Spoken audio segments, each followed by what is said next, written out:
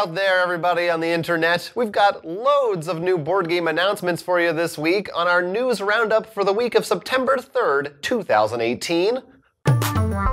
Fantasy Flight has released a new DLC story for the game Mansions of Madness titled Altered Fates.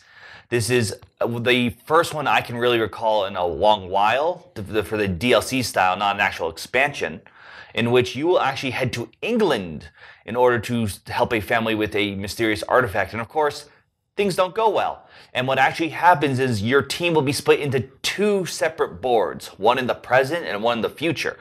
The present is their sort of mansion in all its glory, while the future is all boarded up. So depending on what you do in the past or present will actually affect the future board. So if you don't save a hostage, for example, a ghost may start haunting the house in the future and being hurtful instead of helpful. In addition, you're trying to find out what's in the future so you can maybe send it out and prevent things in the past so you can stop all the shenanigans from happening in the first place. This is definitely a cool concept. I think there's a few video games we've seen do that we've enjoyed.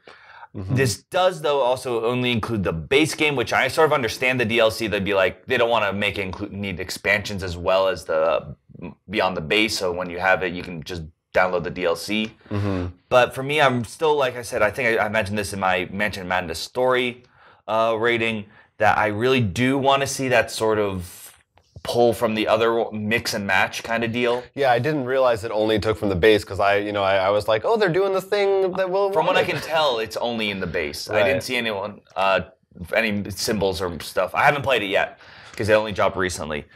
But I at the very least, they had that whole dual board concept, which I think that's at least something very different and new. Yeah, that's very new. Also, it's cool that they can just drop this and say it's out, without like a big announcement beforehand. That's fun. And that's one of the things I'm excited about with things like Mansion of Madness, to have the app, because they allow for that. Even if you have to pay for it, just the fact you don't have to buy a whole new piece, it's just like, okay, I'll spend $5 or whatever the cost is. I'm sure they'll vary, right, depending on. Well, it sounds like at least they're definitely exploring some interesting concepts, like you said. Sounds really weird and cool. So right. So if you have Mansion Madness, you can already download it right now. If not, pick up Mansion Madness. You can watch our review of it and our thoughts. I'm getting it right now.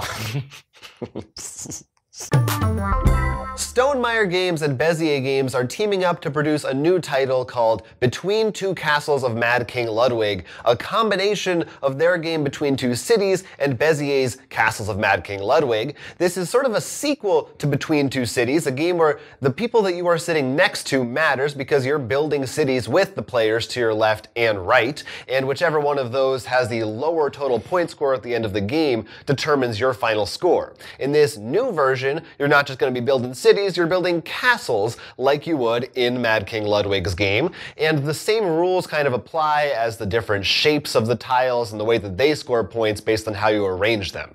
So this is kind of cool because, it's a collaboration. I don't think it's something, we've seen, Munchkin combined with with Pathfinder and things like that, but this is the first time, maybe I'm wrong, that I can think of where it's two actual game mechanics being smushed together into one hybrid. Maybe you could make an argument. I'm trying to think, is there a Pandemic there's Munchkin Smash Up. That sort of kind of did it a little bit, bringing in Munchkin elements, but it's an interesting thing, and from two different game companies. We've played Mad King Ludwig, but not Between Two Cities, unless you've played it and I don't know about it, which it sounds like this is more based on. Yeah, I love the idea, so now I'm like, I should pick up Two Cities. And it sounds like a really cool concept, honestly. No, I do like that sort of where sitting matters a bit. Granted, it also means that even focuses more on who you're playing with, because sometimes if you have someone who's annoying, then you get awkward sitting arrangements. But I do like that a lot, so this sounds really cool. But what's curious to me is I'm like, there's Mad King, the original Mad King palaces. I'm like, okay, that's a whole different thing. Then there's the werewolf one we played at Gen Con. I'm like, are you going to start getting... Is Mad King Ludwig the next Munchkin? Are we going to get a pandemic of Mad King Ludwig? Yeah, and Mad King Ludwig itself was kind of a takeoff on Suburbia. So, yeah, it's a long storied history throughout all these things. But I guess that should be Bezier's new mascot. Kick out the werewolf and bring in the Mad King. Are there any hybrid games you want to see? Any two games you would stick together? I would stick together? Yeah. What do you think? The first thing that would come to mind would be taking something like the deck building games, for example, like DC or Marvel, and somehow stick them together so that you have, like, to make it something like Mage Knight. So you have the deck building for the hero concept, but also the board and moving around or something like that. How about Dominion and Agricola? So I can get that little farming hut as well as just a whole bunch of point value cards. Yeah, you build the decks and then you put the tiles on your board. I don't know. Anyway, we're looking forward to Between Two Castles of Mad King Ludwig, which is currently in the running for weirdest, longest title of the year. The Ghostbusters are back on the board game scene, but this time not from Cryptozoic. Renegade Game Studios has announced the Ghostbusters card game, which is actually a re-implementation of a game called Ink Monsters. This is a card sort of drafting game trying to set up in order to try to capture either the best ghosts or set up your opponents to not capture very good ghosts. We don't know much beyond that. It is, as we said, a re-implementation. The artwork is, I don't recognize it. I don't know if it's from a new comic and stuff. Definitely much more on the lighter, more childish side, I guess, for lack of a better term. I feel like the artwork in particular for Venkman, I don't know if you noticed, like his neck looks really weird, like almost like a giraffe, I want to say. It was sort of real Ghostbusters-esque, kind of, like that sort of style. I don't think it's definitely new, though, I think. I don't think it looks like... They didn't like take it from stills of a show or anything, I don't think. Yeah, it looks very simple. I mean, it's designed that way. It's $20, right. You know, it goes to like, I think it was 2 to 5 players in like 30-minute kind of game, you know, very quick, like definitely the exact opposite of Cryptozoic's Ghostbusters, which is, you know, miniatures and you're here for an hour at least. Yeah, which neither of us were fans of.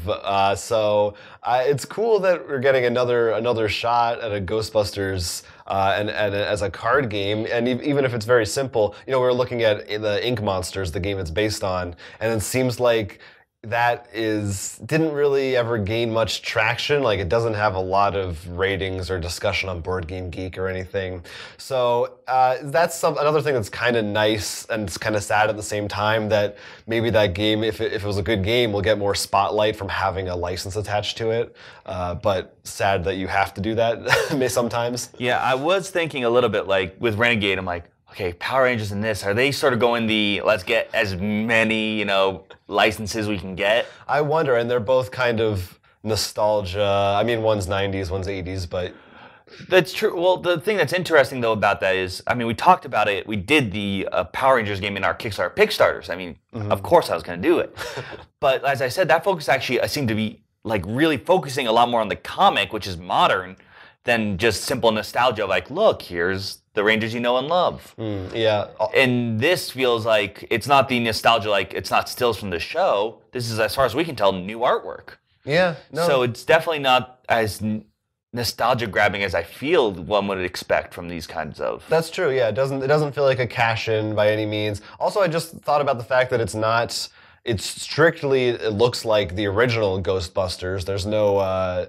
Although it said in combination with Sony in the press release, I didn't see anything from the new Ghostbusters movie. I don't know if that's like... I feel bad for saying this. It feels like it's like with the prequel movies with Star Wars, how they sort of just pretend it didn't They're happen. trying to forget about it. Yeah, I don't know. I don't think that was very well received from, I mean, what I recall. Certainly not from probably most hardcore Ghostbusters fans who would be buying a card game. That's true. But this does feel to me like something I'd find at like Target kind of deal, a much more casual mainstream audience. And I mean, while we didn't like the board game from Cryptozoic as much, I like the concept behind it, especially how they reached into all the universes. Like, they even include the video game character. And we were just talking about before we started this story how we both enjoyed the video game very much. Yeah. So, I mean, I think you can do a good heavy Ghostbusters game. You know, Yeah. it's been done. We'll see if they get back there someday. Somebody.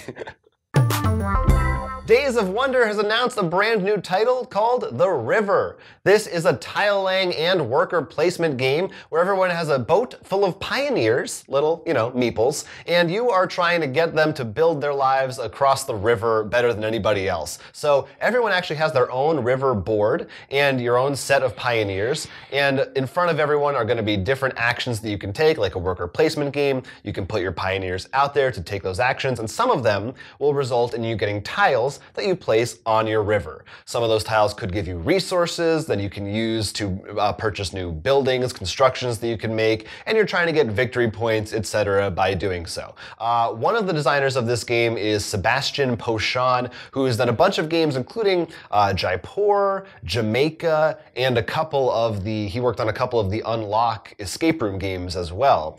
So those are some games we really liked for sure, and I feel like a big Days of Wonder title is always kind of a big occasion. They always have a high production value, and the art style looks really neat. It's two designers. The other one, as far as I know, hadn't had any credits, at least as a sole designer of something until now. So that's cool that they're bringing someone new into the fold.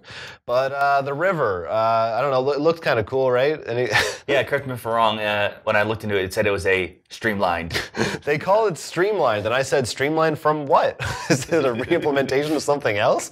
But I guess just all games. It's and also, rivers are funny. Yeah, that was my real goal there. I'm glad you explained it. Yeah, it took me a while. It took my own brain a while to pick up on it. But yeah, it looks cool. I mean, we'll see what it's like. I'm curious to see from the description, because you actually went through the rule book. I sure did. I just quickly glanced through the article.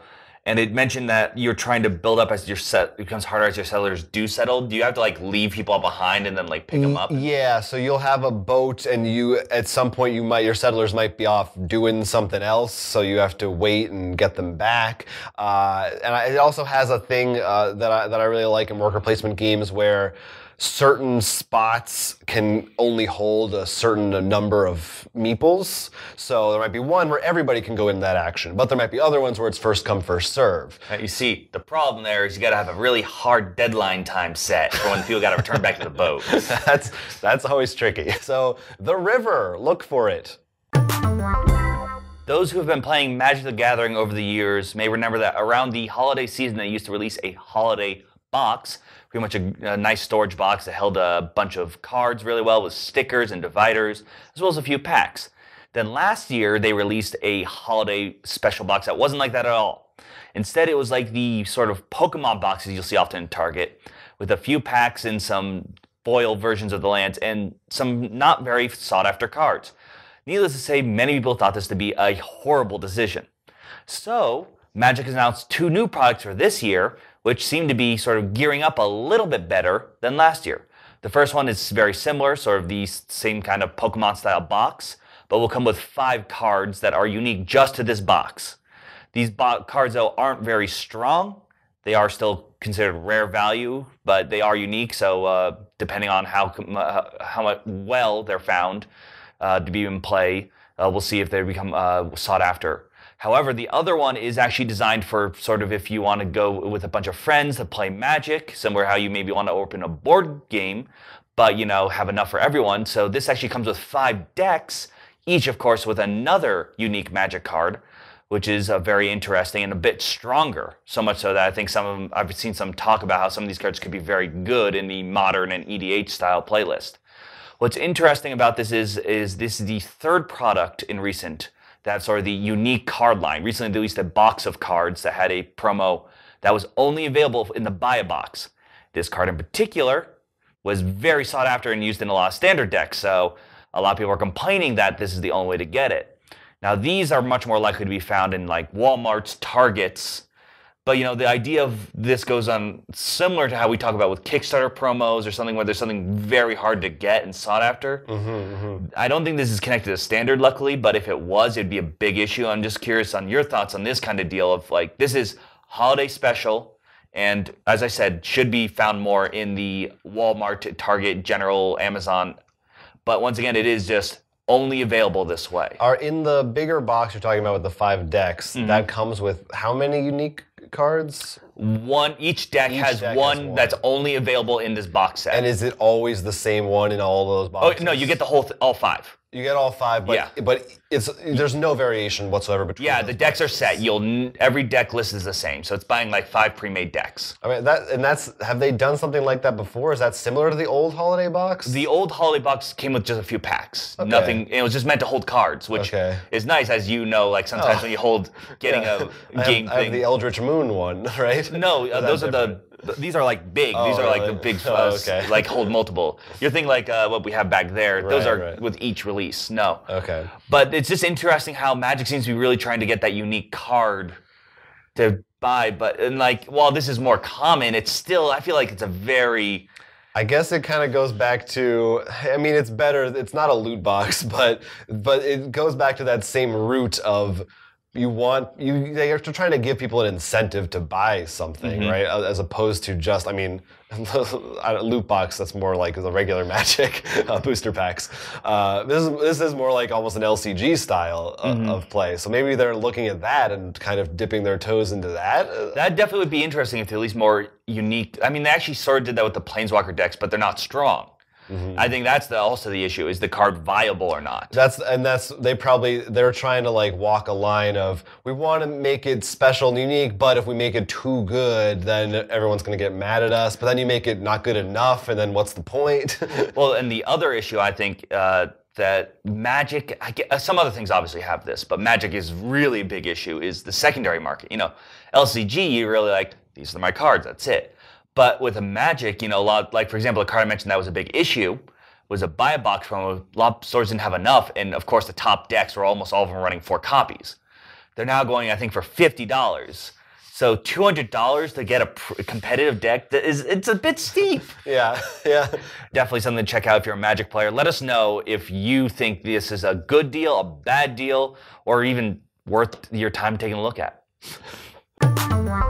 Lastly, we got some new releases from the past week to talk about. There are a few ones that we really enjoyed from this year's Gen Con, and before that, in fact, Blue Lagoon from Blue Orange Games, which we have a review for, as well as Exodus, the new dystopian game from Indie Boards and Cards, and Gizmos from CMON, a fun engine-building game with colorful marbles. There is also Star Trek Galactic Enterprises, a new Star Trek game from WizKids where you get to play as, in fact, the Ferengi. I mean, who doesn't want that? There are also some cool new digital releases, including the early access for the Lord of the Rings LCG, which as we've talked about a bunch on this show, so maybe we'll get the chance to try it out and talk about it later. There's a new BattleCon online version that was going to be released on the 31st of August, got pushed back a few days for bugs.